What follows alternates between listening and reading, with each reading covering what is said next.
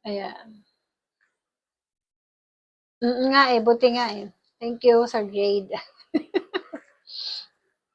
Bago-bago lang kasi ako sa ano eh, pag-upload eh. Ayan. So, magbigay tayo ng senaryo. Ano bang gusto niyong senaryo?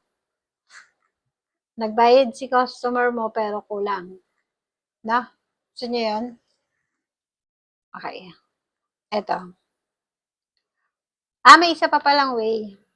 Di ba ang ginawa natin, dumaan pa tayo dito sa invoice. Pwede siyang directly sa bank. Dito na. Ayan. Kunyari, hindi na ako eto, mag-shortcut na ako. Dito kasi ano pa tayo dito eh. Pumunta pa tayo dito eh. So, kunyari ito. Ay, paid na rin. So, yung mga hindi pa paid. Ayun na yun. Overdue. Ito.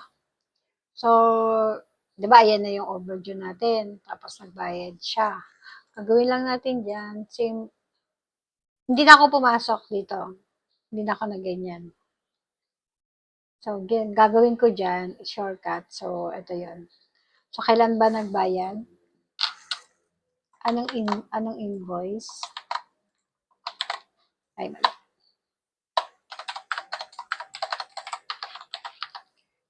Sino? Lazada. How much? 100.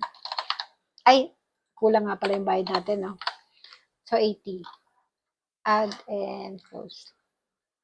So, makikita mo dito, partial. Ayan na siya.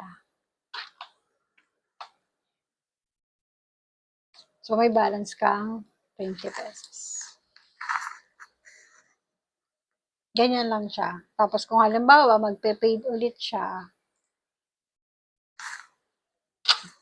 kunin mo lang lagi.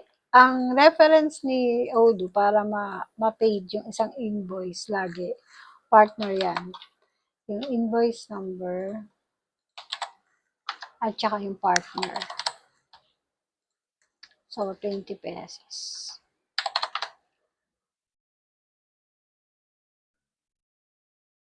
Reconcile. Bakit ako may reconcile?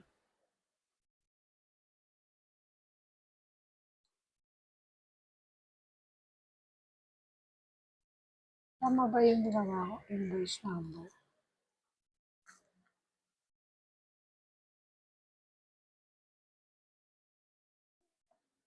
Oo, mali yung partner ko.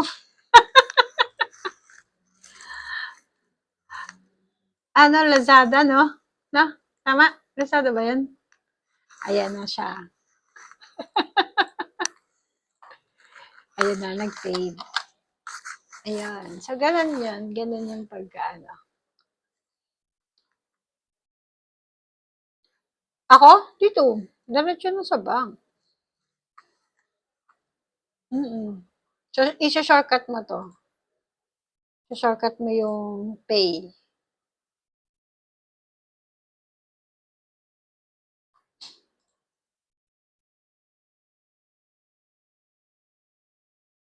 Yun, yung katulad kanina.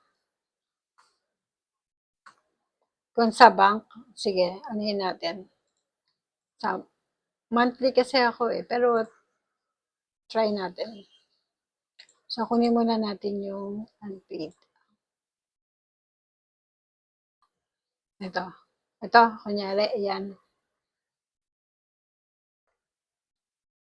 Magkano total? Hindi. Hindi mo to isasama. So, 11,090. O, di ba kinalkyo ko pa?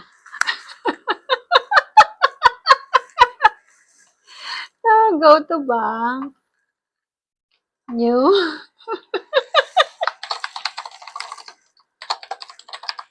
Alam mo naman na, bubuhay na tayo sa bubuhay na. TikTok ba lahat? Lahat ng customer. Ba't nawala? Okay, TikTok na. So, magkano yun? 10 minus 0. Add and close.